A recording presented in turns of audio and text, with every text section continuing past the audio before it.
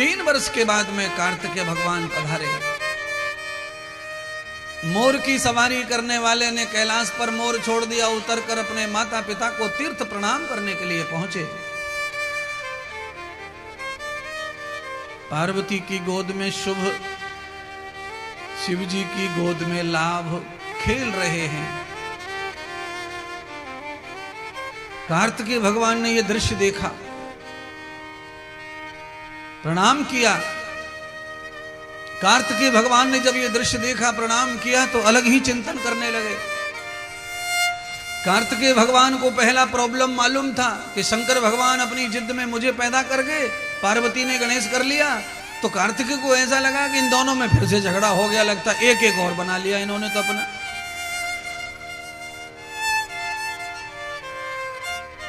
पर बेटे को माता पिता पे ऐसा कोई गलत संशय हो, उससे पहले माता पिता को भी लाइन क्लियर कर देनी चाहिए। बच्चों के मन में माँ बाप के लिए कोई दोष पैदा हो जाए तो बच्चे उस दोष को सच्चा मान लें, उससे पहले माता पिता को उस दोष का निवारण कर देना चाहिए। पार्वती और माता शंकर के साथ में खड़ी हो गई और कार्तिकेय को समझाने लगी, हे पुत्र, तुम जो सोच रहे हो ऐसा नहीं है। मेरी गोद में जो बालक है वो मेरा नहीं है। शंकर ने कहा, हे पुत्र,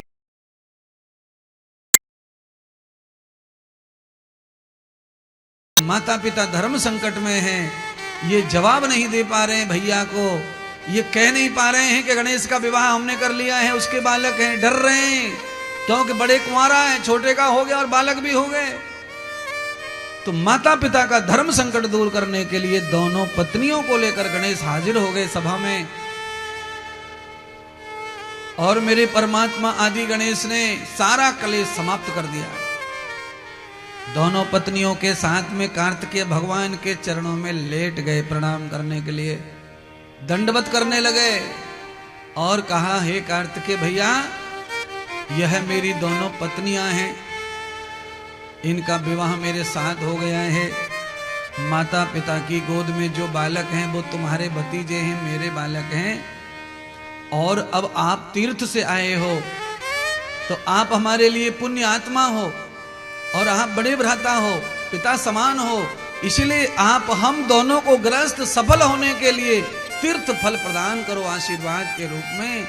कार्तिकेय भगवान ने अपने तीर्थ का फल सब भगवान गणेश को समर्पित कर दिया और कहा, तुम्हारा ग्रस्त सफल हो, संपन्न हो, दृढ़ हो, निश्चित हो और समृद्ध हो।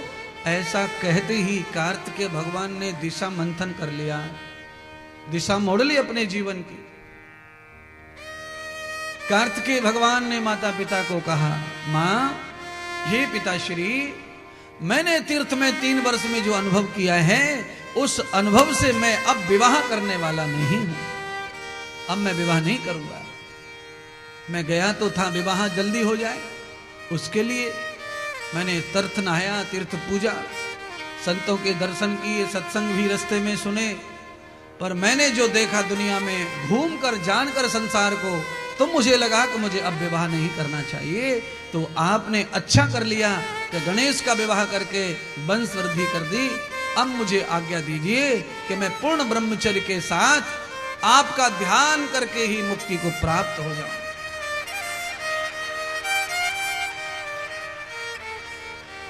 और ये कोई नई बात तो है नहीं बंधुओं। जिनका विवाह आदि नहीं होता है, लेट होता है, तो सब लोग पूजा पाठ, तीर्थ, मंदिर, गुरुद्वारे सब लोग जाते हैं और सब लोग भगवान से ये प्रार्थना करते ही। कार्तिकेय जब गए थे तो भाव अलग था और जब दुनिया का चक्र देखा तो भाव बदल गया। अब घर में क्या हो रहा है वो भी सुनो। कार्तिकेय जाने लगे तीर्थ यात्रा करके तपस्या के लिए, फिर से विवाह नहीं करूंगा। अब पार्वती जी को पुत्र मोह हो गया। जिस पार्वती ने कभी भी कार्तिकेय को अपना बेटा नहीं माना, गणेश के लिए मरी जाती थी, आज गणेश को 2-2 पत्नियां और पुत्र हैं। इस कारण से भी पार्वती का मोह गणेश के प्रति भंग हो गया। अब कार्तिकेय के प्रति माता पार्वती का मोह जागृत हो गया। यह भी संसार का नियम ही है। दो बेटों में बड़े बेटे का विवाह हो जाए, बच्चे हो जाएं, तो माँ का भाव बड़े बच्चे और बहू की तरफ कम हो जाता है, और जो कुमारा है चाहे वो निकम्मा ही क्यों ना हो, पर भाव उसकी तरफ ज्यादा बढ़ जाता है। महाराज क्यों बढ़ जाता है? क्योंकि बड़े बेटे का भी श्रद्धा भाव कम हो जाता है, बच्चों में पत्नी में खो जाता है। अब माता पिता भी अपना भाव ढूंढते हैं, तो है तो निकम्मा छोटा वाला, विवाह नहीं हुआ है, पर हाँ मम्मी मम्मी करता रहता है। अब बड़े वाले की मम्मी मुंह से कम निकलता है, क्योंकि उसका काम करने वाली दूसरी महिला है, पत्नी है, तो स्वाभाविक है कि मां के साथ में उसका तालमेल कम हो जाएगा। अब तालमेल कम हो जाने का मतलब बालक बुरा हो गया ऐसा नहीं समझना। उसके जीवन की जरूरतें पूरा करने वाला पार्टनर जब जीवन में आता है तो फिर मां का अभाव हो जाता है। जब उसके और मां के बीच में कोई नहीं था तो वो मां मां करता रहता हर बात के लिए। अब वो मां की जगह पत्नी को बुलाता है, काम करवाता है, सेवा करवाता है। पर माताओं को इस बात का भी गलत अर्थ निकाल के माताएं लड़ती रहती है, परेशान रहती हैं कि वो तो बीवी का गुलाम हो गया, अब तो बस वो पत्नी को ही सुनता है, अब तो वो ऐसा हो गया, अब तो वो माँ को देखता भी नहीं, अब तो माँ की सुनता भी नहीं। ऐसा है नहीं, वो किसी का गुलाम नहीं हो गया है, उसकी जरूरत के हिसाब से उसका जीवन चल रहा है। आप जब आई थी बहू बन के तब ऐसा हुआ था आपकी सास के साथ भी, उसका भी मन ऐसा ही बोलता था। तो ये निश्चय कर लीजिए अपने जीवन में, कार्तिकेय के प्रति माता पार्वती का भाव पैदा हो गया। कार्तिकेय जाने लगे, माता पार्वती रोने लगी, हे पुत्र मत जाओ, हे पुत्र मत जाओ, सारा जमाना क्या कहेगा, सारी दुनिया क्या कहेगी।